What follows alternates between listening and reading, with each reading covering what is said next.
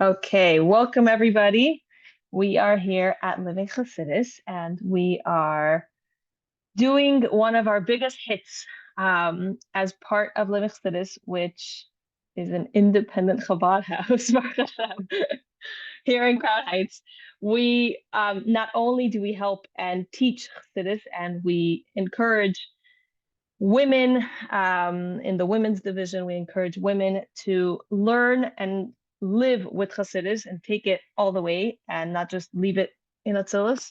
But we also like to help with the living aspect. The pillars of living Chassidus are learning, community, and support, which means we do general classes, we do farbrengens, we do all kinds of whether it's this type of workshop or sit down and learn in the text type of classes. We also do provide a community for single and newly married women here in Crown Heights. And we do so by having social events and celebrating Simchas together, which is very, very special. We also have Shabbatons. And as for the support aspect, Baruch Hashem, I am a Kala teacher, so I'm able to teach Kala classes to all the girls, and I'm also able to, I'm a doula, but that's a different topic. I'm a life coach, and through that, we also have a lot of one-on-one conversations. We help with shidduchim, we help with if somebody's sick, we have the soup gemach that delivers a beautiful and exciting package when you're not feeling well. And at Living Chassidus, we like to give the full package. So as part of that, we have the life skill series where we teach classes on the topics that women have come and said, I wish somebody would have told me. And at Living Chassidus, we decided we're going to tell you. So we are preparing women with all kinds of topics. If you've seen our latest flyer of our lineup for this winter, we have a very exciting lineup. We have a few weeks ago, or last week, we have the Aviva method.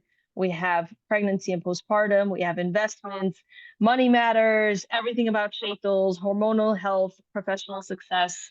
And tonight we have breathe better and live better. And I want to give a shout out because Henna Shomer is a gem in our community and in the Chabad and Jewish community as a whole, not only for what she's going to speak about tonight, but also for so many other topics of women's health. And hopefully, Henna, you can share more about your other topics as well, Bezos Hashem. So I will pass the baton on to her.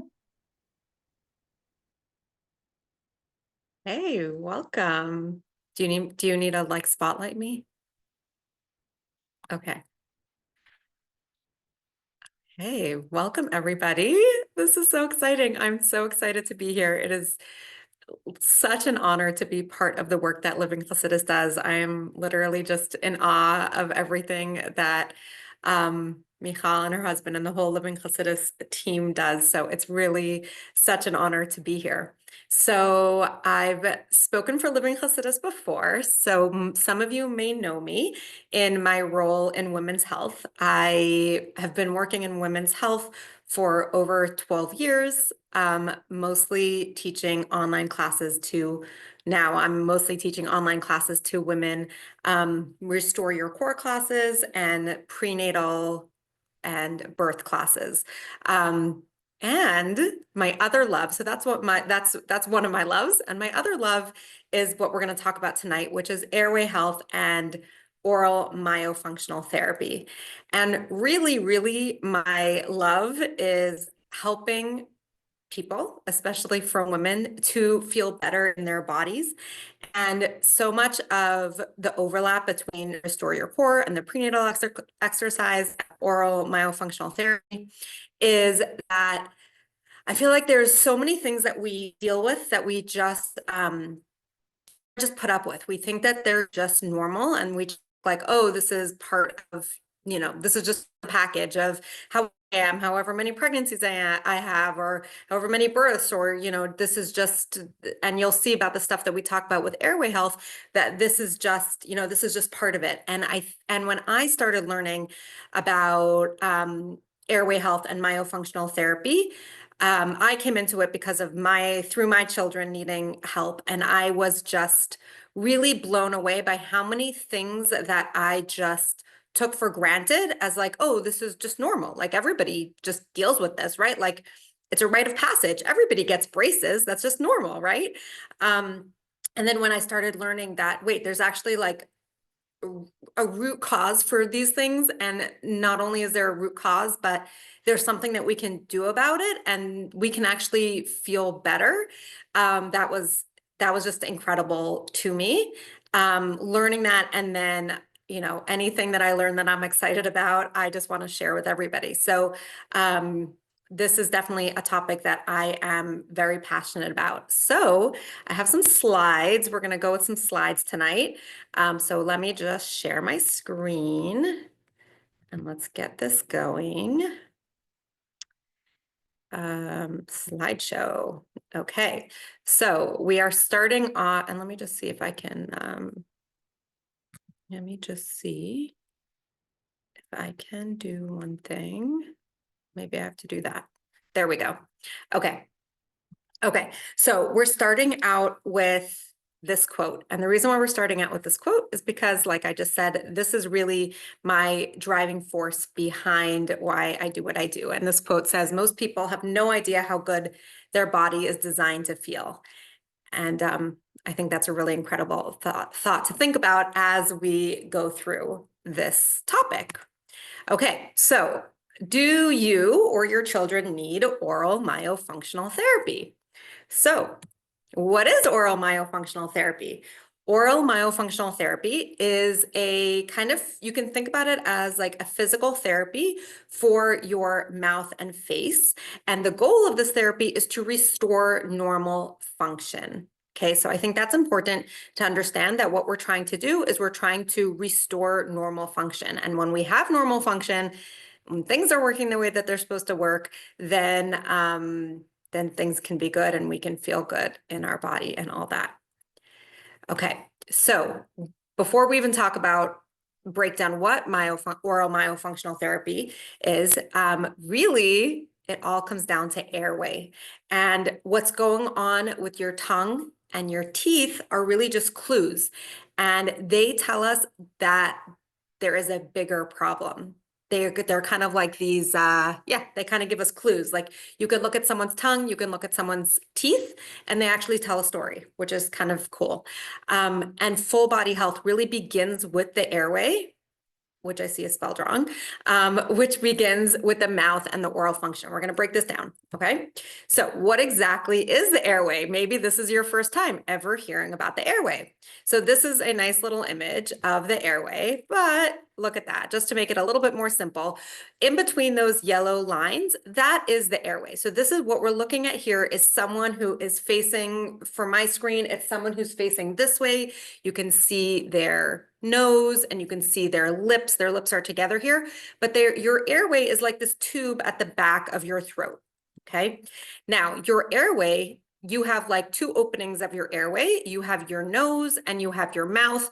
And the way I think about it, it's like a letter F. So you have like a tube that goes from your nose that goes into the airway, and you have a tube that goes from your mouth that goes into the airway, okay? Now, imagine if you were drinking a delicious smoothie and like a really thick smoothie, and you're trying to drink this thick smoothie, but somebody gave you a coffee stirrer straw. That would be really, really challenging to drink that smoothie through such a thin straw, okay? The same thing is with our airway. Your airway is where air is coming into your body. Now, if we think about the physical needs that our body has, oxygen is one of the foundational needs that our body has, right? Just the way Hashem designed this world is that our body needs oxygen. The way, when you think about your body needing oxygen, like you have your whole body, but really your body is made up of parts, made up of organs, made up of tons of tiny cells. Every single cell in your body needs oxygen in order to function. So if your airway is really thin, very narrow, then it's like you're trying to get in the right, like the amount of oxygen you need, but instead it's like you're sucking in that oxygen through a little coffee stirrer straw.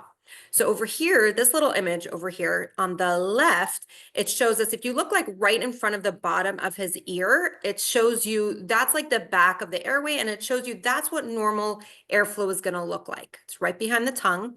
And then if you go to the right, this person over here has a very, very narrow airway. Okay, that means that the oxygen coming into his body is going to be limited. So we have on the left, we have what we call normal airflow, and on the right is what we have limited airflow. Now, why is this a problem? Why should we even care about this? Like, I've never heard about this. What does this even mean? Well, here's the thing. Poor airway health can really be the reason behind a lot of conditions, like sleep issues, such as snoring or sleep apnea. If you are, maybe you don't think you have a sleep issue, but you just wake up not feeling rested, or you're just tired all the time. Those are things that are actually could be connected to your airway health, excess weight gain, headaches. If you have somebody who like just deals with headaches and you've tried lots of different things and you're like, I don't know what's going on. Here's a crazy thing: behavioral issues in children and even adults, ADHD symptoms are connected to airway health, even emotional regulation and anxiety, just to name a few. Okay, so we're going to be going through more things, but I wanted to give you just an overall idea of, as we're going through this, like what are some of the things that our airway is connected to? Because again, like when I first learned about this, this was like really, I had no idea that these things were connected. And we'll talk about this a little bit more again as we go on. Okay, so these are things that have to do with airway health. Now, myofunctional therapy is again, it's a physical therapy that we do to help with the structures of the tongue and the face to help us to restore normal function so that we can have an airway, so we can function properly. So if you look back here in this one for a second, if you look at the back of the tongue of either of these people, but if you look at the back of the tongue is the wall of the airway. So when the tongue, actually you can see the person on the left, their tongue is actually where it's supposed to be, which is what we'll talk about, which is up on the roof of the mouth, which opens up the airway, versus the person on the right, their tongue is actually low. And you see that when the person's tongue is low, the back of the tongue goes into the airway, and it's the back of the tongue that goes into the airway that's one of the things that could be contributing to a narrow airway. So what we're trying to do with myofunctional therapy is we're trying to get the tongue back to where it belongs so that it can open up the airway, so that if we have any of these issues that are connected to airway, it can be alleviated and it can be helped. So myofunctional therapy can be broken down very simply into 4 goals of myofunctional therapy. And when I do myofunctional therapy with clients, we are always going back down to these 4 goals that we're about to talk about. And if all these 4 goals that we're about to talk about are accomplished, you will have proper dental and craniofacial development in children. Okay, we're going to talk about that in a moment because that is also mind-blowing. Okay, so the 4 goals of myofunctional therapy: nasal breathing all day and all night. Together with that, you'll see all these goals, they flow one into the other. The next goal is lip seal, because anytime some people will say, well, I'm not a mouth breather, but if your mouth is open, you are automatically breathing from your mouth. So unless your mouth is closed, you are mouth breathing. So together with getting that nasal breathing all day and all night, we want lip seal all day and all night, unless when you're talking or eating. The third goal is tongue posture, that we want the tongue to be, and we'll talk about it a little bit later, we want the tongue to be resting up on the roof of the mouth, which is where it belongs. And that should be all day and all night, because again, when that tongue is up, it opens up the back of the airway. And then the fourth goal is swallowing all day and all night. So these goals, we start out with them as we work on exercises to help build the skills that we need in order to make these habitual. So this is where like it's not just about like the exercises that you do, but it's about changing how you're using your body throughout the day. Which, if you've come to my Restore Your Core, my prenatal class, you know that we talk about that how you use your body throughout the day makes a big difference. So here's the craziest thing, and there should be some slides coming up on this, that the way that a child's face grows will change depending on whether they have this function going on or not, which I think is just mind-blowing to me, because I always thought that, like, you have genetics and you just look the way you look because of your parents and because of what you are. But you actually can change the way that the shape of your face based on these things, based on what your lips are doing, based on what your tongue is doing, based on if you're nasal breathing or not. And again, we should talk about it a little bit more. So this kid over here, this kid, I don't know if you guys can see, but see, he has what we call open mouth posture. His mouth is kind of like always open. You can start seeing that he has crowding in his teeth already at this age. And you can see by his eyes, they kind of look a little bit like tired, a little bit glassy. And really, unfortunately, this is a kid who is not getting enough oxygen. And if you just think about, like I think about, like a little kid's brain is growing so exponentially. And if they're growing without the proper oxygen they need, like, I don't know, to me, that's a very, very sad thought. Okay, so what happens when we don't have these goals? When we don't have these goals, we default to mouth breathing, which is going to lead to a low tongue posture. It's very challenging to have your tongue open, to have your mouth open and your tongue up. And your lips will be apart. And this is not the way our body was designed to be used. And when we have that, when we are defaulting to like this mouth breathing, low tongue posture, lips apart, unfortunately, a lot of times, most of the time, all of the time, I don't like being like a negative person, but like most of the time it will end up leading to bigger problems down the road. What happens is sometimes, like, I have a very unique position because I work mostly with adults, older kids and adults. And sometimes maybe when they're kids, they seem fine and you're like, I don't really see any issues. But, I'm working with the people who are 30, 40, 50, 60 and have been dealing with lots of unpleasant things. Then Baruch Hashem, we can get them some help. But yeah, so sometimes usually these are the type of things that, like, it kind of gets worse as you go on. And this is a very interesting thing because, like, what do we do if we have crooked teeth? We do braces. If someone has sleep apnea, they might use a CPAP machine. There's other interventions for different things. And those are all super important. And I'm a big believer in all of those things. And those interventions are not really treating the root cause. So, for example, if any person who has ever or will ever need braces, they need braces because they have oral myofunctional myodysfunction. They have dysfunction, right? I don't know exactly how to say that, but they have dysfunction going on. And if you don't address the dysfunction, then what's going to happen is, like, I don't know if it's either happened to you or a lot of people who, like, it's very common for people who've had braces to have what we call orthodontic relapse, that they'll have braces and then, it could be years later, but their teeth will go back to where it was.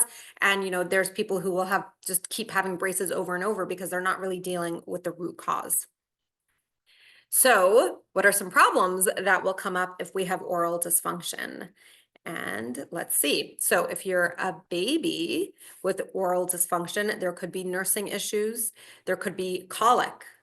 Colic is like the doctor's way of saying your baby is upset and we don't know why. So we're going to call it colic and send you home. Reflux, which I think is fascinating. So many babies who are diagnosed with reflux and are given medication for the reflux, when really in reality there's oral dysfunction that's going on. If baby is not gaining weight or they're having eating issues, that is all connected to oral function. Chronic ear infections can happen.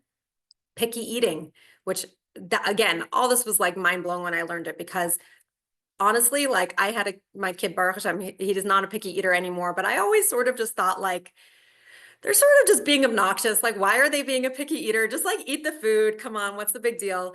And what I learned was that, like a kid can't say, or even an adult might not have the vocabulary. They don't have the vocabulary to say, when I put that texture or that food in my mouth, because of my oral dysfunction, it's so tiring and it's so uncomfortable to eat it. So I'm just going to avoid it, right?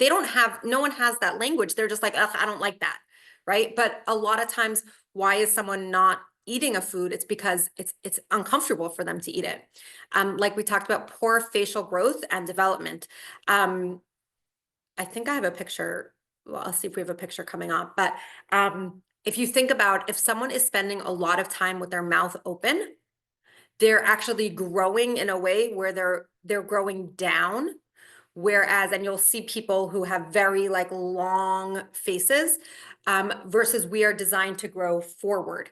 And when you're growing and your lips are together and your tongue is up, you will grow more forward versus growing more down.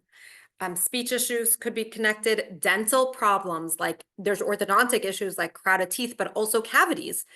If somebody is chronically a mouth breather, they are bringing in all this air that is not being filtered. Our nose has a filter.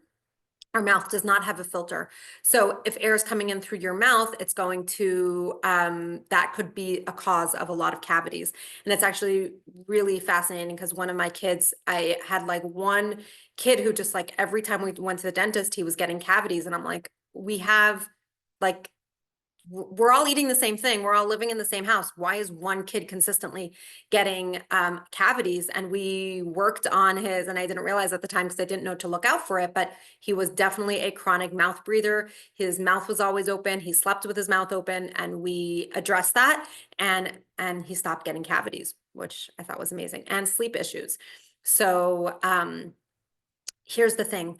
When we see someone sleeping, like, in my head, it's like you're either sleeping or you're not, right? Like that's how we kind of look at it. Like if someone's laying down and their eyes are closed, we're like, oh, they're sleeping.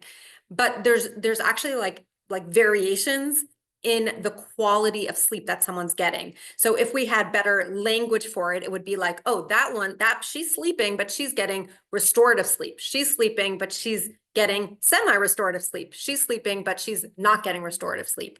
And one of the things that decide if you're getting restorative sleep or not is what's happening in your airway, which I just think is amazing and fascinating. So the way I think about it is like, if somebody has a compromised airway, and like when you plug your phone in at night, you expect that when you wake up in the morning, it's going to be charged to 100%, right? But what if like something was wrong with your charger and you plugged your phone in and it was only like, it could only ever get to like 65% or like 35%, right? And that's what happens to some of us when we're sleeping, that we go to sleep and we think, I'm using a charger that should work, but really there's some like faulty hardware that's going on, and you wake up in the morning and we don't realize it because again, we don't have the vocabulary to know that things could be different, or this is just how I've always been. But really now you're functioning, you're starting your day off at 65% or 45% or 35%, right? Waking up with a dry mouth. Somebody, if you've dealt with dry mouth, that's very obnoxious and annoying, and that's connected. TMJ, if you're somebody who has any sort of jaw pain is also connected to your oral function. Headaches, emotional regulation, and ADHD symptoms. So they're finally starting to come out with this idea that every single kid who is being diagnosed with ADHD should also be getting an airway screening to see what's going on with their airway. Because if you like, imagine if you are a kid and you are only getting plugged into 35% every night, like, yeah, you're going to end up with ADHD symptoms, because it's very hard to show up in the world when you're just like at this, almost like a compromised, you're starting off at this like compromised place.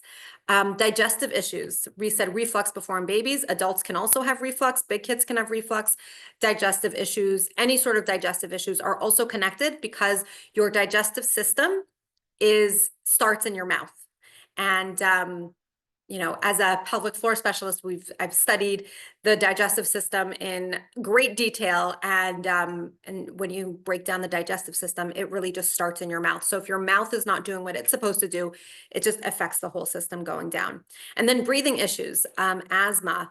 allergies, enlarged tonsils, adenoids, stuffy nose. I've worked with people who are like, yep, my nose is stuffy 365 days of the year. It's just always stuffy.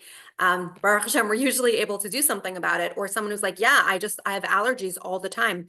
And then, we work on this stuff and, they're able to eventually wean off of allergy medication or not need as much allergy medication.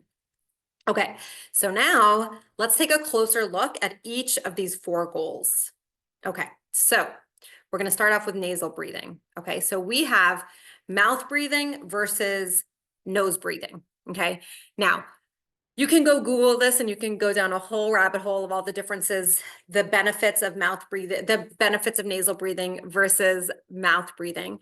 But when we mouth breathe, so one of the first thing that I like to think about is that your nose is designed to breathe. Your mouth is designed for talking and eating. So because oxygen is so important to our survival, we have a backup. So if something's going on with my nose, Baruch Hashem, I have a backup. I can breathe through my mouth, which is amazing. We want that. But your nose is designed for breathing, and your nose has a filter in it.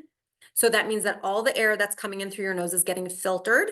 And the way that I like to think about it, which is a little bit gross, but when you look at the air around you, it's see-through, right? It's clear, right? You can't see it, but under a microscope, you would see that in the air, there's floating all this stuff, all these like little bugs and these like pieces of your skin and gross, I don't know, lots of gross, disgusting stuff is flying through the air, and your nose is a filter. So your nose is able to filter that out. When the stuff is coming in from your mouth, it's just coming straight into your body, and now your body has to process it and deal with all this gunk that's coming in. Not only is your nose a filter, but it also, the amount of air that you bring in is different. The volume that you bring in through your nose and what you bring in through your mouth is different. And we're not going to go into so much right now, but that volume makes a difference. Like the amount of air that's coming in through your nose is the amount that your body is designed to have, and more is not always better. So when we're like gulping in air, it's not so great for us. And then your nose is also, it warms the air. So now your body doesn't have to work as hard to like take in what's going on from the air. So you see here, mouth breathing will lead to frequent cavities, bad breath, whereas nasal breathing will lead to a healthy oral microbiome. Mouth breathing will lead to snoring and poor sleep quality. So sleep there's like a spectrum. So people have heard of sleep apnea, and sleep apnea is, when people think of sleep apnea, it's like the most extreme situation of what we call a sleep disordered breathing, where somebody will like literally stop breathing, and they'll be like gasping for air, right? And a lot of people have heard about that, and they kind of know it's really bad. But what we don't always realize is that there's actually a spectrum for sleep, and it starts off with, so one second, there's a spectrum of what we call sleep disordered breathing, and sleep apnea is all the way at the end. That's like, yeah, the end, the bad case scenario. But really it starts out with mouth breathing, noisy breathing, snoring is all considered a sleep disordered breathing. And then we have something called UARS, and then that goes into sleep apnea. So just because somebody doesn't qualify for the insurance diagnosis of sleep apnea doesn't necessarily mean that they're getting good quality sleep. Okay, so when we nasal breathe, we get quiet, restful sleep. Mouth breathing can lead to cold and allergies and sinus and congestion, and nose breathing leads to improved immunity and healthier throat and clearer sinuses, because we have those advantages of the nose that are helping us. And we talked about this. Okay, so quality sleep looks like, because I think some of us don't even know that quality sleep looks like mouth closed, lips together, quiet nasal breathing, no snoring and no grinding. So you have some people who are like the snorers, then you have some people who are like grinding their teeth at night. So snoring, like if you hear somebody snoring or you are snoring, know that your body is crying out for oxygen. It's like a very extreme way to think about it. That's the way I think about it, is like if you are snoring, you are not getting enough oxygen. And grinding is the same thing. If you are grinding your teeth at night, what's happening is grinding is your body's reflex to get more air into your into your body. Sleep is critical for a healthy body. It's critical. Like literally, if you want to feel better, you want to improve your health, the number one thing you can do is get more sleep. I am very passionate about sleep. Sleep is going to regulate your brain function. It's going to stabilize your mood. This is the time where your body heals. Like sleep is critical. Your body needs sleep. Like, I'm just going to put a plug because maybe not necessarily is everybody going to do myofunctional therapy or do any of these other things, but guess what? Like a super easy thing that you can do is to go to sleep earlier, which is the number, sleep is like, is just so crucial for your whole body, for your whole body, whole life. So that's one thing. Okay. Now we're going to talk about lip seal. So here's all images of what people can look like if they don't have lip seal. So the lips are just even, sometimes it's like, you could see a kid with like, their mouth is really wide open, but sometimes, especially for adults, it'll just be like that little bit apart. And again, know that anytime your lips are apart, you are automatically breathing from your mouth. Okay. So what we're looking for is we're looking for having our lips completely lips together. That's how I think about it, is lips together. You want to feel your lips together. Okay, now we're going to talk about tongue posture. So this picture on the left, you see this like red image, that's the tongue. And this is an image of somebody with a low tongue. And then on the right is somebody with a high tongue posture. And it's so funny because like, it's like the tongue is funny. It's like, why do we even ever think about this? And why is this important? And it's like deep in my mouth and who even cares? So it's just incredible how something as simple as that can really make a difference to all these things that we've been talking about. But your tongue actually belongs up on the roof of your mouth. And when we say up on the roof of your mouth, what our goal is with myofunctional therapy is to get the tongue resting on the roof of the mouth. Because if you haven't done it before, or you don't have what we call resting tone in your muscles, it's going to be a very hard work to keep your tongue up. And that's not what we're looking for. We're not looking for hard work all day long to keep your tongue up. That's not good. That's what we call like taking a not great healthy pattern and adding on another not great healthy pattern on it. So ideally what we want is that the default is the tongue up. And that's really what we do with myofunctional therapy. There's some people who they're like, oh, I learned about tongue posture and I just started keeping my tongue up and I'm fine. And there's a lot of people who are like, I started keeping my tongue up and now I've exacerbated all these symptoms and now I have jaw pain and now I have this pain and that pain, because really that's what we do in myofunctional therapy, is like the step-by-step process to help get you there. So, okay, so that's just shown. Okay, so this is a really great image. I like to think about if this is the person's top jaw. So you're kind of like looking at them from the top, and this is the tongue. See how the tongue is filling up the whole entire space. I like to think about it. And when I work with kids, I tell them that the roof of the mouth is the parking spot for the tongue, that's where the tongue belongs. So here's where this is a really great image of how tongue posture starts affecting your dentition, your arches.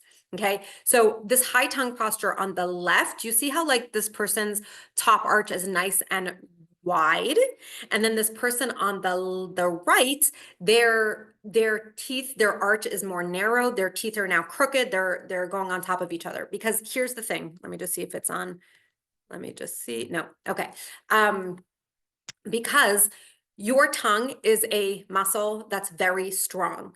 Your cheeks are a muscle that's very strong. When you have your tongue, your bones, your teeth are not very strong. They just kind of, they just follow whatever the muscles around it are doing.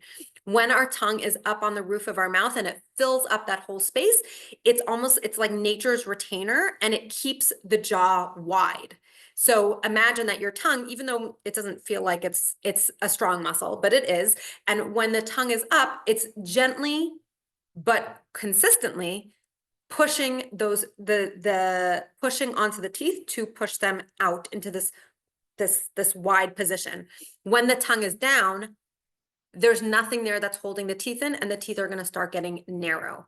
So if you see, if you or one of your kids or someone you know looks like the person on the right, we already know that this is somebody who has oral dysfunction, and they probably are going to, besides for what's happening in their teeth, they're probably, besides for the fact that you'd look at this person and be like, oh, they need braces, they're probably also going to come along with a whole long list of other things that they're dealing with that, again, they probably wouldn't have connected the dots to say like, oh, this is an airway thing. But now that we know what airway things are, we can see.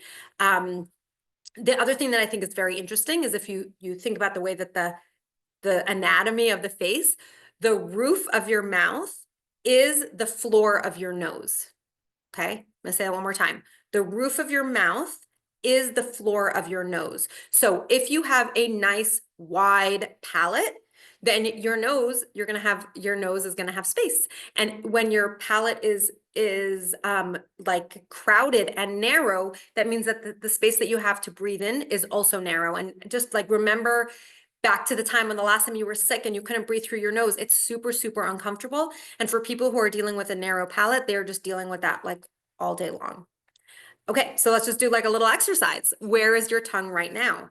And without changing anything, because we all want to jump to changing things, but really we can only change things that our brain is aware of. So on the right, I have these 3 little dots because we have what's called the spot, which is if you say the word na, na, na, na, na, or la, la, la, la, la, if you're saying it correctly, then your tongue is going to touch the roof of your mouth right behind your teeth. And in myofunctional therapy, we call that the spot. That's where the tip of the tongue belongs. And then the middle of the tongue belongs where that middle dot is. And then the back of your tongue belongs where that bottom dot is. So you can see, you can kind of like do a little bit of an assessment. Where's the tip of my tongue? Where's the middle of my tongue? Where's the back of my tongue? Is it touching my teeth? Is it at the top? Is it floating? Is it at the bottom? And you can see where is my tongue now versus where it's supposed to be. Okay, and then functional swallow pattern.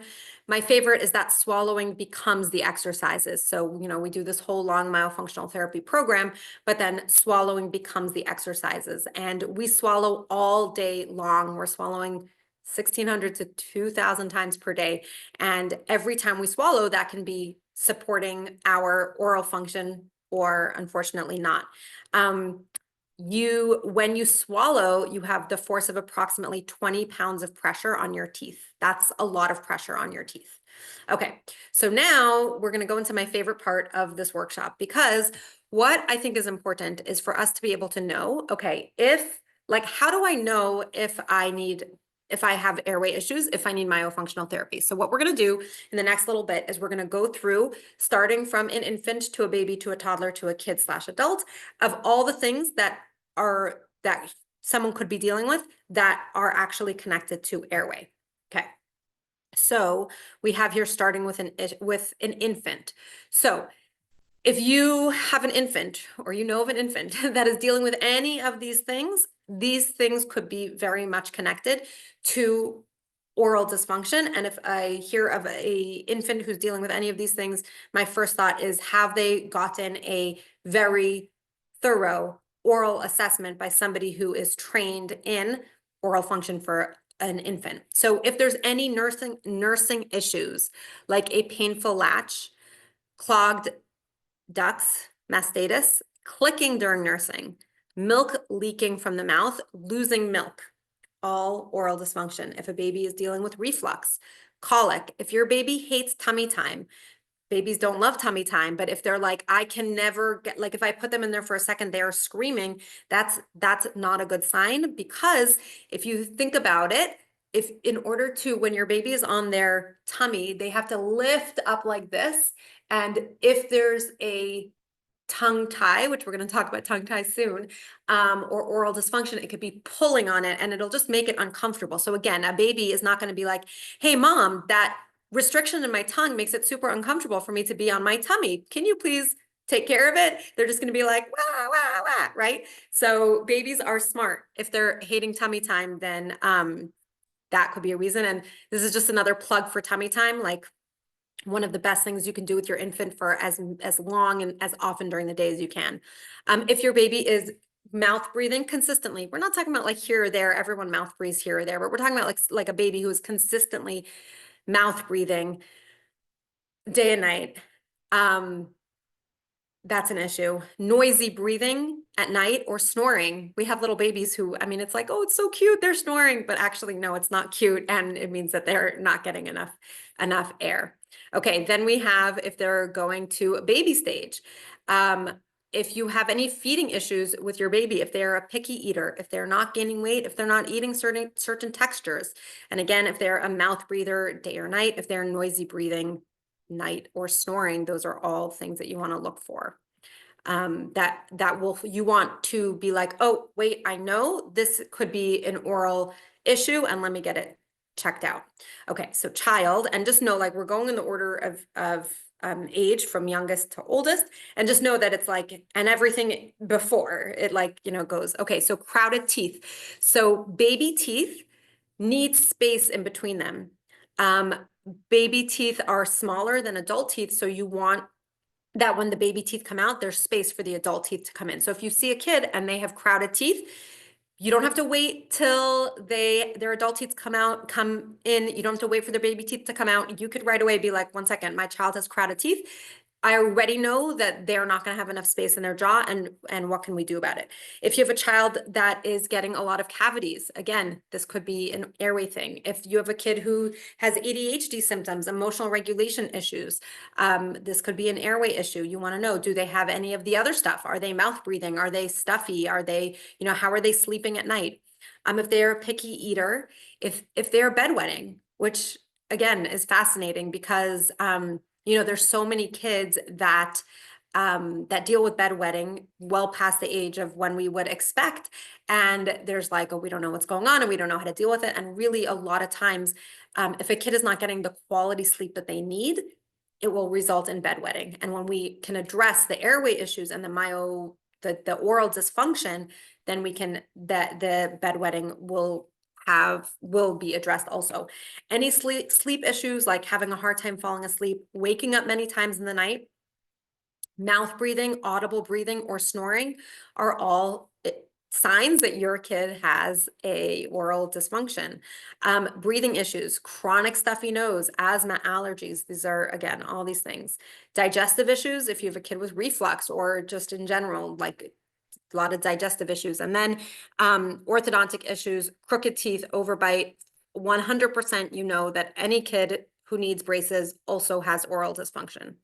And now older kids and adults. So everything that we said with a younger kid, if you were like, oh, that's me, or my kid. Yep, all those things still apply. Plus, as they're getting older, that's when we start seeing things like orthodontic relapse because, now they've had braces. TMJ, you don't necessarily see TMJ in little kids, but you will see it as people get older. Chronic headaches and any sleep issues or not waking up rested. These are all like, they should flag to you, okay, maybe I need myofunctional therapy. Okay, now we haven't talked about tongue ties yet because it's really, really important to understand like their Baruch Hashem, tongue ties are becoming a lot more known, and that's a really good thing. And sometimes when that happens, or I guess one of the things that has happened because of that is people get very fixated on tongue tie. Do I have a tongue tie? Do I not have a tongue tie? Let me get my tongue tie fixed and released is how I like to the term I like to use. But here's the thing. A tongue tie is only an issue because it gets in the way of normal function. Like a tongue tie, and the reason why I want you to think about it that way is because the goal is not release the tongue tie. The goal is reestablish normal function. What reestablished normal function is going to look different if you are an infant, a baby, a child, or an adult. But the reason why tongue ties are an issue, first of all, if you don't know what a tongue tie is, our tongue is connected to the bottom of our mouth. And sometimes our tongue can be overly connected to the bottom of our mouth. And when our tongue is overly connected, that will lead to low tongue posture, which will lead to open mouth, which will lead to not having proper posture, which will lead to not having swallowing patterns. So usually somebody who has a tongue tie will end up with all not being able to meet those goals of myofunctional therapy with the tongue tie. But we want to we're trying to regain normal function. We're not just trying to release tongue ties. sometimes in order to get to normal function, you need to release a tongue tie. And that's the context. So the context is really, really important. Like I like to say that tongue ties fixes the anatomy, but it doesn't fix the function. So meaning if, let's say I was born, and even everybody around me was born with my arm like attached to my lower arm was attached to my upper arm like this, and then someone was like, oh hey Henna, do you know that that's not so normal and there's a procedure you could do to get rid of it? And I'd be like, oh okay, great, let me go do that. And they would release this. These muscles, my arm would have no idea what to do with itself, and it would need some sort of physical therapy to learn what to do, right? And that's kind of what happens with the tongue tie. The tongue tie release will just release it, but we want to be able to teach it what to do. Okay, so this picture is, there's really like 3 parts that go together.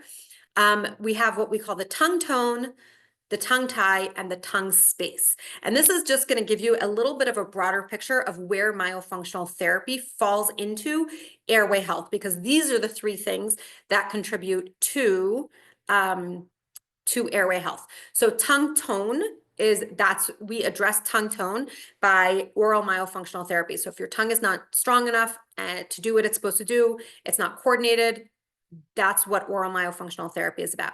If you have a tongue tie, you will need a tongue tie release to address it. And then sometimes your tongue will not have enough space in your palate, depending on how old you are and what's been going on. Like if you've been growing and your tongue was low, you might not have enough space in that upper arch. And the way that we get space in the upper arch will be to do something called palatal expansion.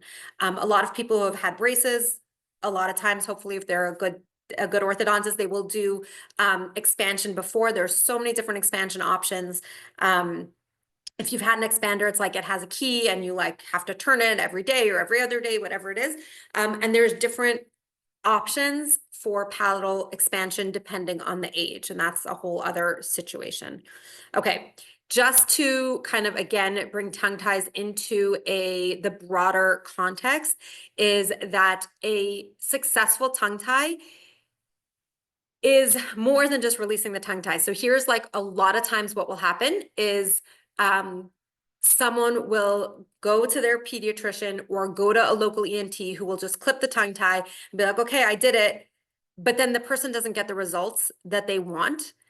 And then they blame it on the tongue tie. And they're like, well, I did the tongue tie, but why didn't see the results? So must be something wrong with tongue ties, with getting a tongue tie release. Whereas we can say, 1 second, do you have all the components for a successful tongue tie release?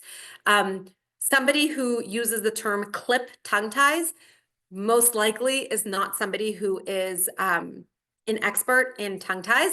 So right off the bat, if somebody's offering just we could just clip your tongue tie right here and there, right in this moment, you can just know that it's going to be helpful somewhat. There's something is always better than nothing, but you're not necessarily dealing with an expert. And we'll talk about that in a moment.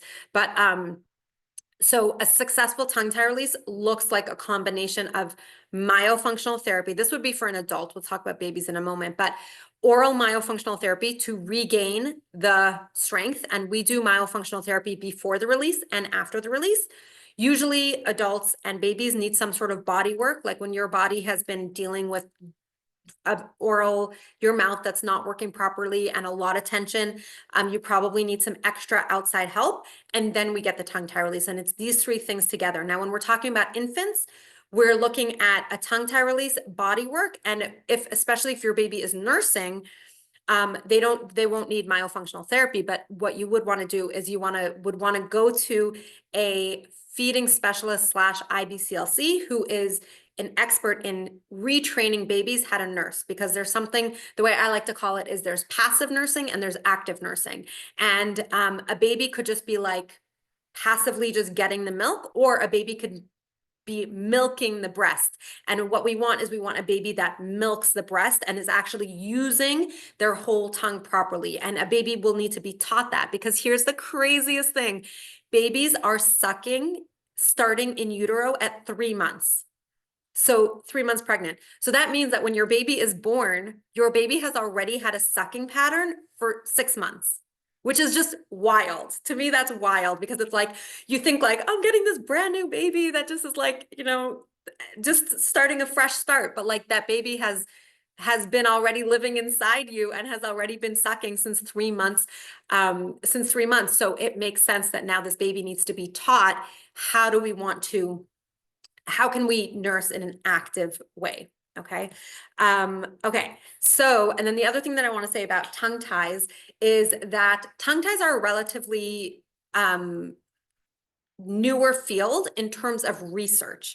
Okay, so the way that the medical field works is that in order for something to be widely accepted, there needs to be research that fits a lot of parameters, and they get the research, and then the statistics are that it takes about, from when something is researched, like a study is researched, is published, it takes about 20 years from the study to implementation. That is a really, really long time.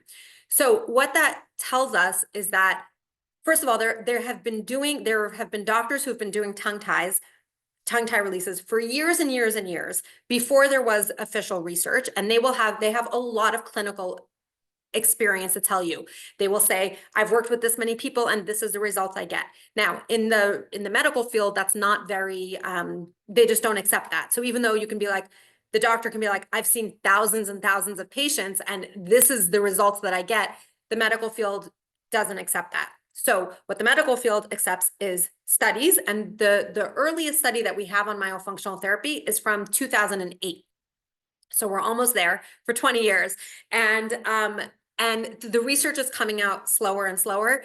I mean, more and more. It started off slow. There's more and more research. But if you're wondering, like, why doesn't my doctor know about this? Or why doesn't my ENT know about this? Or even why doesn't my lactation consultant know about this? Because the people who are learning about tongue ties are people who are choosing to invest in higher education in order to be on the up and up on what's coming out. Because even, when I first studied myofunctional therapy 4 or 5 years ago, 4 or 5 years ago, I mean, things have changed and more research has come out. And if you're not on top of the research, then you're not hearing about it. So if someone is like, I always want to know from somebody, like, when was the last time you attended a conference on tongue ties? When was the last time you took a course on tongue ties? Because if you are relying on information we have from 20 years ago, 30 years ago, when you were in whatever training you took, then you're just not up to date. And the people that are up to date are people who it's a smaller group of people who are really invested in and interested in learning about this. So that's just something to keep in mind, that it's not everybody is going to know about this. Okay, so in case you're wondering, what is the commitment for myofunctional therapy? Like, what does myofunctional therapy look like? So myofunctional therapy looks like a combination of, it's usually 9 to 12 sessions to complete the 4 goals. So the way that I do myofunctional therapy is we are always coming back to those 4 goals. And those are the 4 goals that we're trying to achieve. And that usually takes between 9 to 12 sessions. It's a combination of active exercises, which are 10 minutes per day. But active exercises are like, you are not doing anything else. You are sitting in front of a mirror. You are focusing on the exercises. You are making sure you're doing them properly. Plus passive exercises, which you can do anytime. And then it's a combination of awareness. And the success of the myofunctional therapy depends on all of these 3 things. So now that we're at the end here, you can ask yourself, do you or your children need oral myofunctional therapy? And based on everything that we have talked about, you have a lot more knowledge to be able to go back and say, 1 second, am I dealing with some oral dysfunction? Is one of my children dealing with oral dysfunction? And is this maybe the next step that we can take to help them? Next steps, you can always get in touch with me. You can get in touch with me if you have any questions. You can also book an evaluation, and we can do an evaluation and we can see what's going on with you. If you have any questions, you can always reach out to me. Here's my phone number, 310-279-3315. And you can email me, henna@hennashomer.com, or you can also just reach me through my website. But if you just want to hear more or you have any questions, I am here for you. And I think That is it. This, I don't know if this is going to gross people out, but this is super interesting. I put it at the end in case it's going to gross somebody out. This is what we call the deep front line. And we have these, we call them fascial trains in our body. And if we want to understand, like, how could tongue ties be connected to all these things? This is one train in your body. It goes, the top here is the tongue.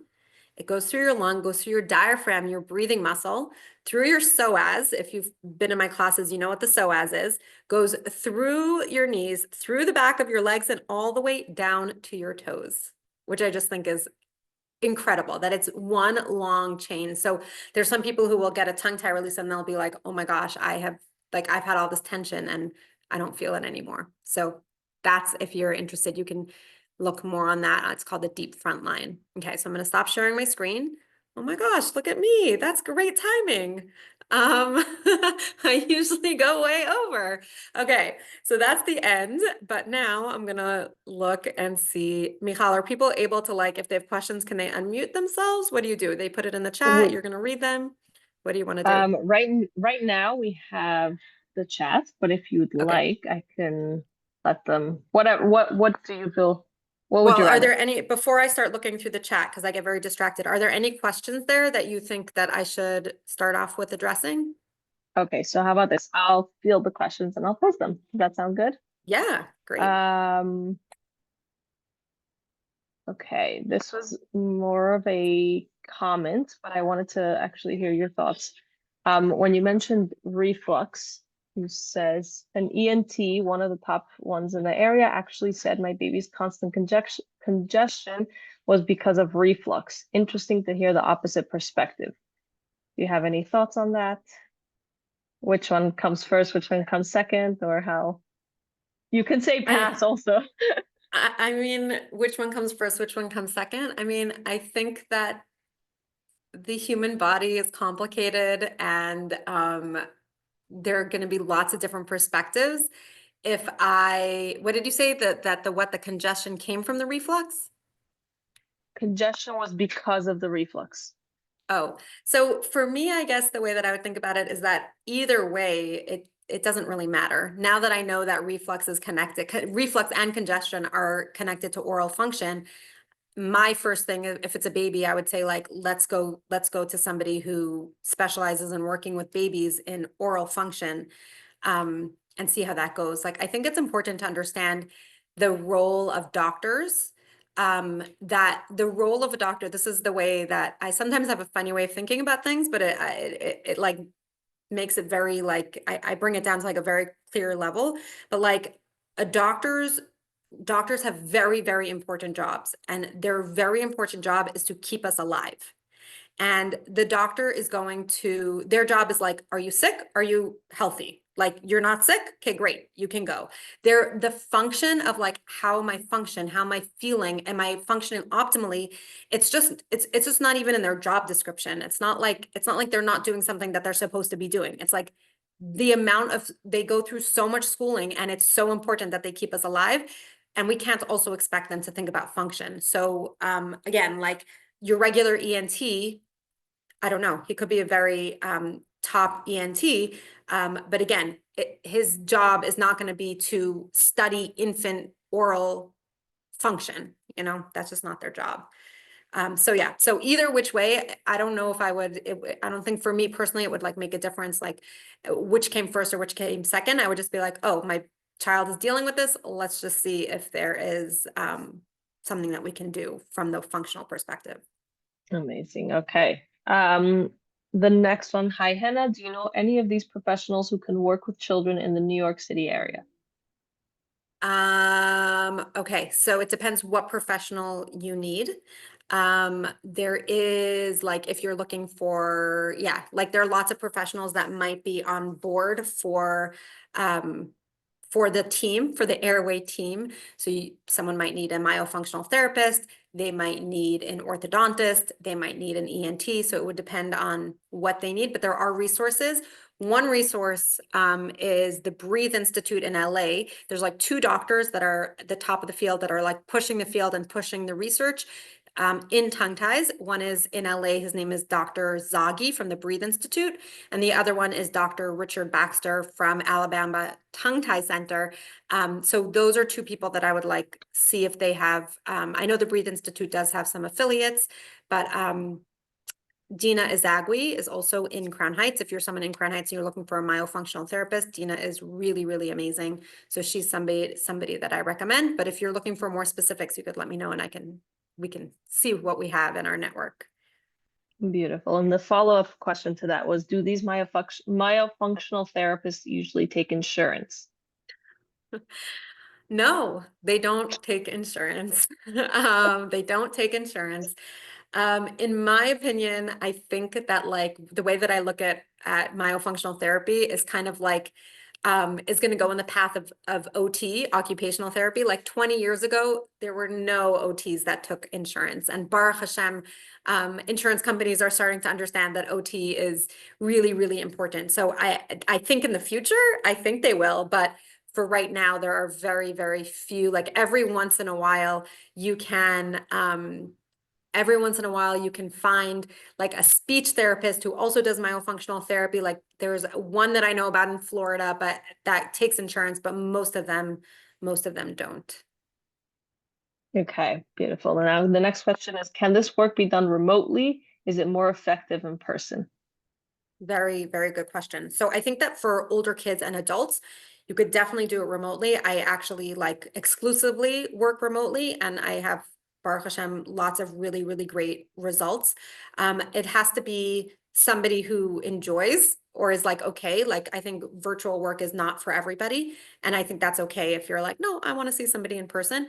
But for little kids, it's not my go-to, and I definitely would much rather refer out to somebody in person, unless it's like, oh, we don't have anyone nearby and the mother is like super, super committed, then then maybe it could work. But for older kids and adults, 100%. Mostly we're working on like the myofunctional perspective is we're working on function, and that we can for sure do virtually with a lot of success.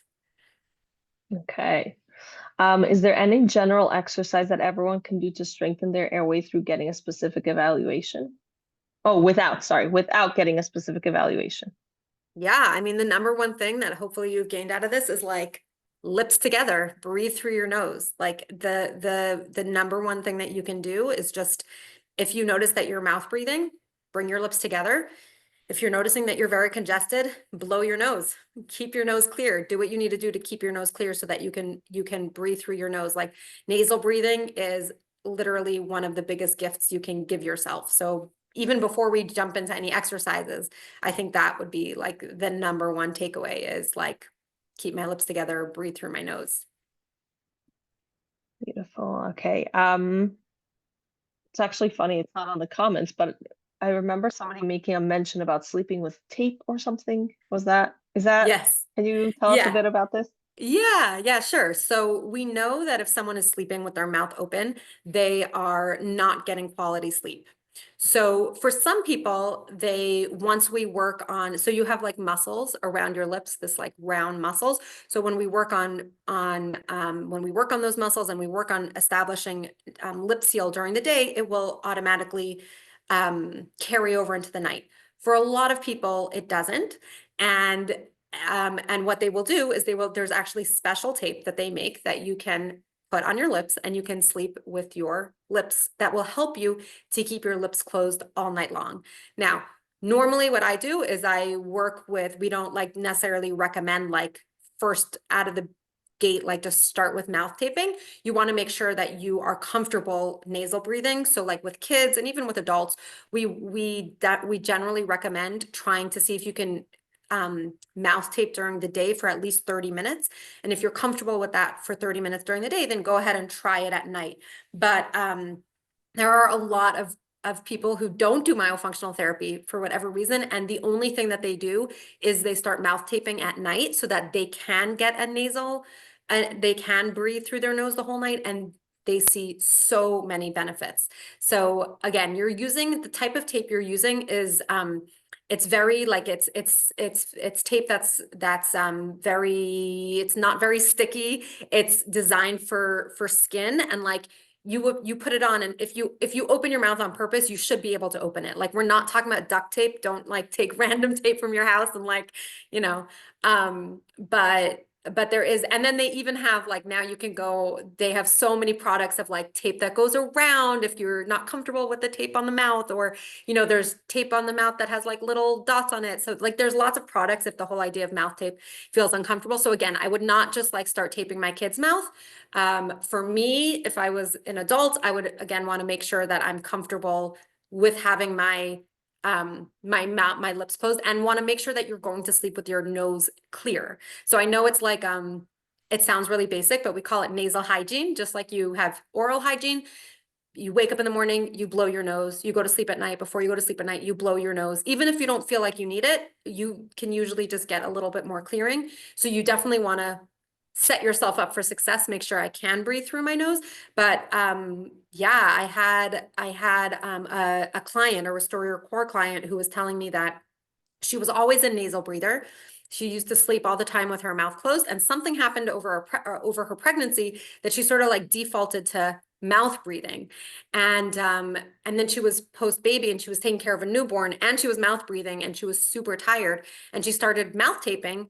And she's like, it made such a big difference. Like, yes, I'm still waking up with a newborn, but now I'm not that like additional level of exhaustion from sleeping with my mouth open the whole night.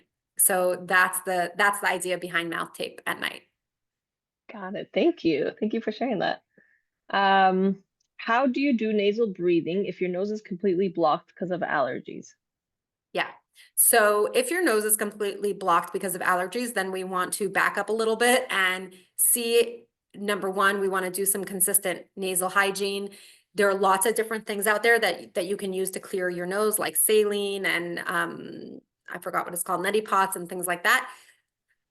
There's a spray called Xlear spray, which is like a xylitol spray. When you do nasal hygiene things regularly, it makes a difference. And here's the thing, the more you nasal breathe, the more you can nasal breathe. So when someone's mouth is open, and you can think about the fact, like, if my mouth is open, I'm breathing in and out from my mouth, there's no airflow going in and out from my nose. And then that air gets very stagnant, and that's gonna reinforce the stuffy nose. So you have to like break the cycle somewhere. And normally what we do, this is a process, like somebody who goes from a chronic mouth breather to a nasal breather usually takes about, I don't know, 5-6 weeks till they start like seeing a difference.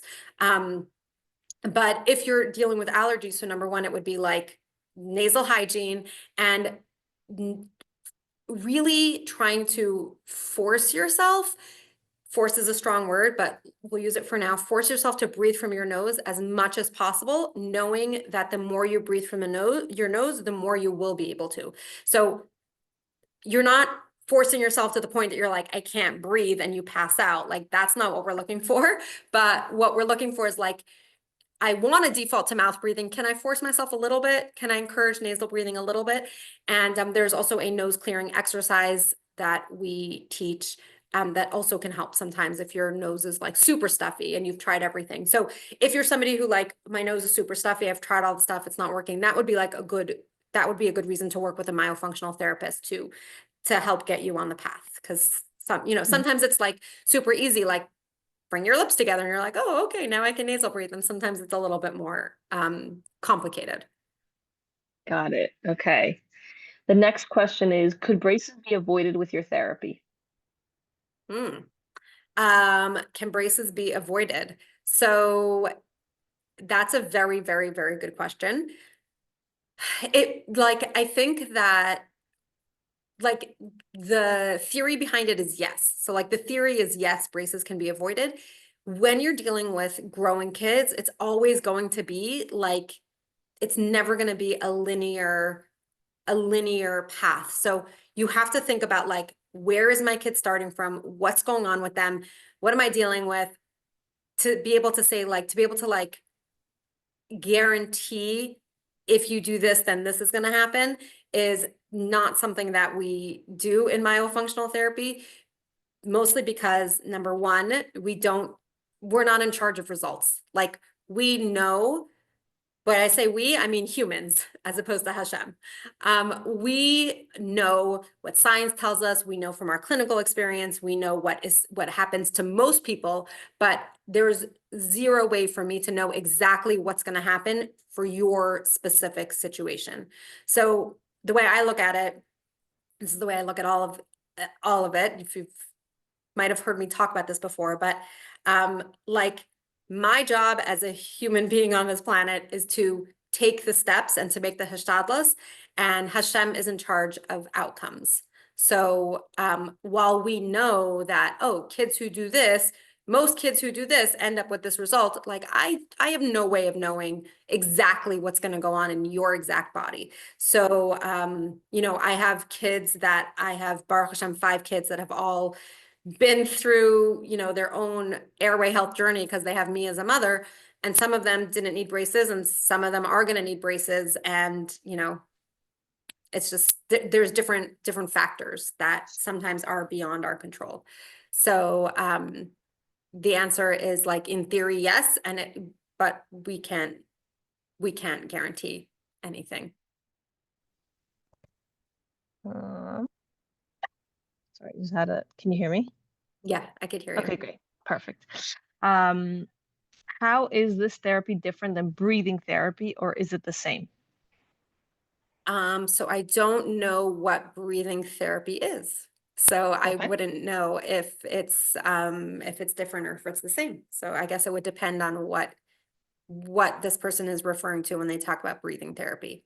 Like there is a lot of breathing that is involved in myofunctional therapy, but I don't know exactly what they're talking about. So I wouldn't be able to know. Okay. And is post-nasal drip or loud swallowing impacted by this? Yeah, Yes. definitely. Yeah. Okay. How common is it to have oral problems? What causes someone to develop these besides for tongue tie? Yeah. Yeah, I mean, tongue ties are big because the amount of babies born with tongue ties is very high. There's a lot of like a chicken egg situation. Like I'm just thinking about a little boy that I know who, since he was a baby, his nose was always stuffy.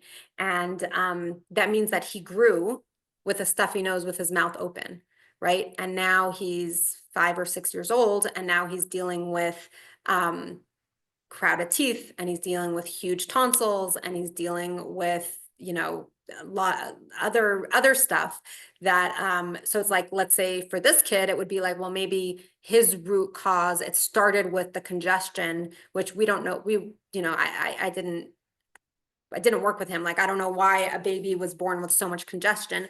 Could be that there were like allergies going on. It could be, I don't know. So it's hard to know. What was the question again? Why are so many people?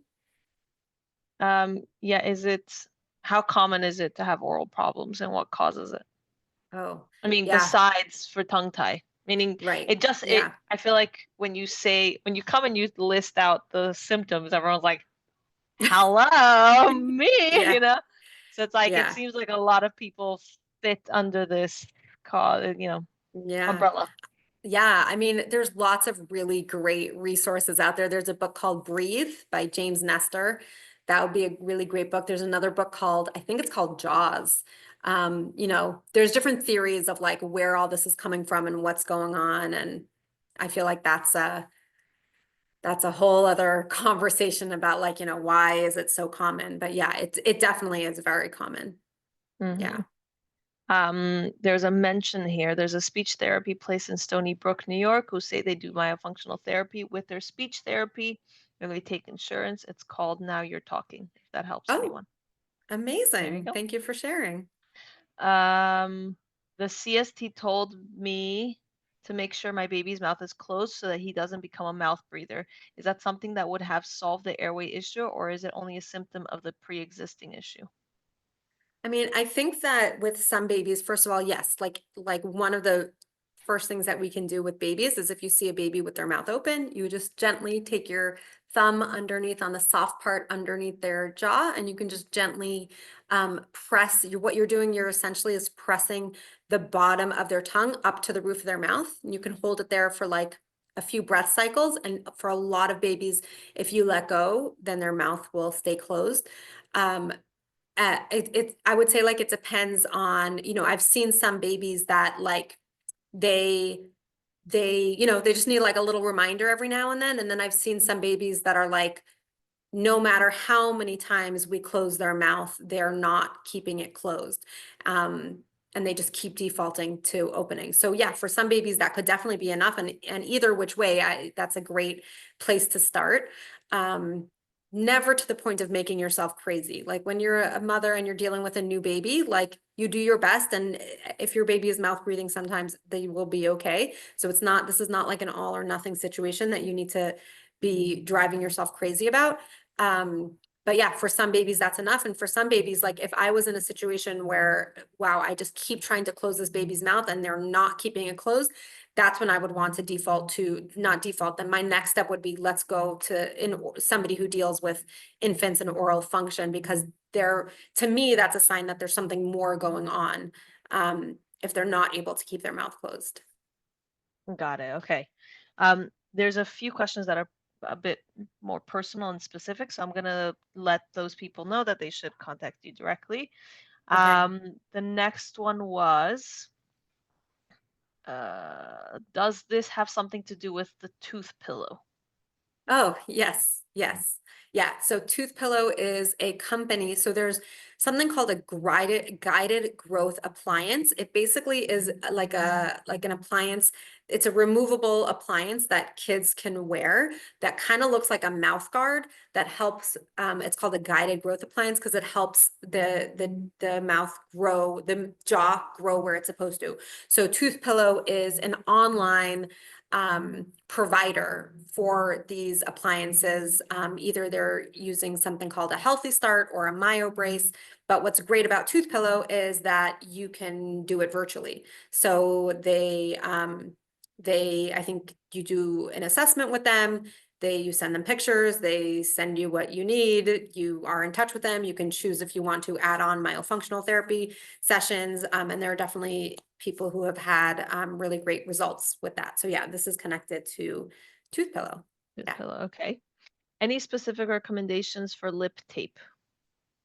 So the one that I like is it's a Nextcare sensitive skin. It's just a roll of tape. In my family, we buy it by the case because we go through a lot. But yeah, I think if you just type in Nextcare sensitive skin tape, I'm just looking it up. You can also Nextcare, yep, sensitive skin low trauma tape. That's the one Sensitive that skin low that's trauma tape. yeah. Okay. Yeah, or Nextcare is the brand. Like you can also get like the one like I buy a case of 12. It's not Nextcare, it's 3M, but it's the same idea. It's just not the brand name. So that's the one I get because it's the cheapest. But if you're like, I do not like the idea of putting tape on my mouth or my kid's mouth, again, you can get there. You can just type in like lip tape for sleeping, and you can see there's lots of really great options. Again, if that whole concept doesn't sit right with you. Mm-hmm. And then there was an interesting comment here. I've been keeping my tongue at the roof of my mouth since you spoke about it, and have been breathing through my nose since then, but it's a jaw workout. My face is not used to this.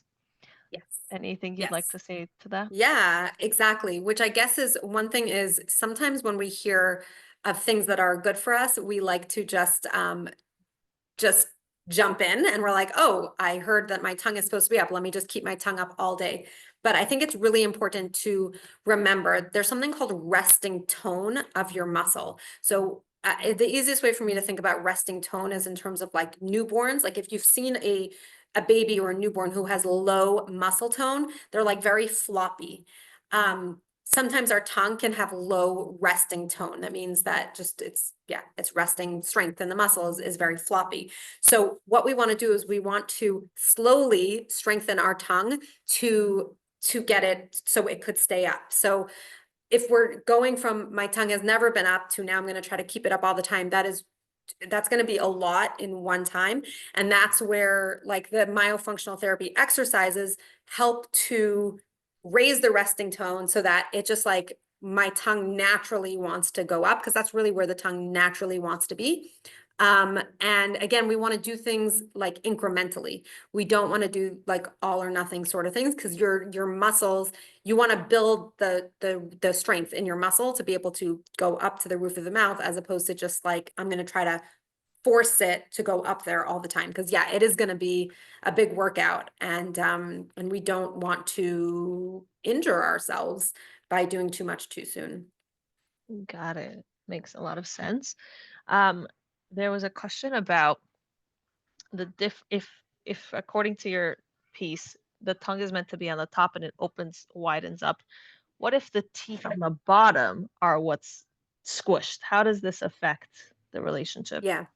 So generally, if the bottom of the teeth are smushed, it's usually because the top of the teeth are smushed, like the top jaw, like the bottom jaw really follows along with the bottom jaw follows the top jaw. So for me, like from a myofunctional therapy perspective, like if I see someone with a crowded bottom, like I don't think I would ever, it would be very, very surprising for me to see somebody with a crowded bottom and their top is like very wide. Like that would just be not something that I would see, so not see very commonly. So if I see someone with a crowded bottom, then I would, they would probably be a good candidate for myofunctional therapy. In the airway focused orthodontic world, there are different Shitas on what to do with the bottom jaw and how to address that. So that would be like, if you want to start working on, like, we call that like the structure, you're changing the structure, that would be an orthodontist, would be someone that would be dealing with that. And does that also include like overbite or Yeah. uh-huh. Yeah. Yeah. Overbite, overjet, any of that stuff well, any of that stuff is like, it's gonna need orthodontic intervention, and they probably also need some myofunctional intervention.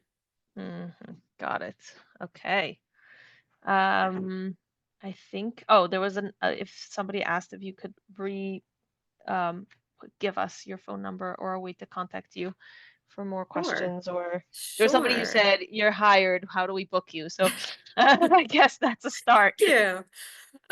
You can definitely reach out to me my phone number is 310-279-3315. So you send me a WhatsApp message, or you can email me at hennashomer.com. And you also don't have to hire me to ask me questions. So if you have any questions about any of this stuff, you can definitely always reach out to me, and I'm happy to help in, whatever way I can. So if you just have questions or you're not sure about something, yeah, reach out. Amazing. Okay, beautiful. Thank you, Henna, so much. We're so lucky to have you on all varying topics. If you go on our YouTube channel or our Spotify, you can hear Hannah speak about all kinds of amazing things. And as she said, it's all within the line of helping women live a better life and be healthy. And I think the quote you put at the beginning really says it. We don't sometimes we take these things for granted. Many of us, I'm sure, before we started this, didn't realize how much of this could be improved, and it's not just the norm because everybody deals with it. So Yeah. Yeah. kol hakavod for all your hard work, and thank you for joining Yeah. us. Thank you. Thank you so much for having me. Yay, my pleasure. Thank you, everybody, for joining. And join us next week, Bezos Hashem. It'll be in person in Crown Heights with Zoom edition as well, with Irit Ling on how to birth better and recover better. So, or birth right, recover right. That was the topic. So, can't wait to see you guys. Thank you so much. Thank you, Hannah. Good night, everybody.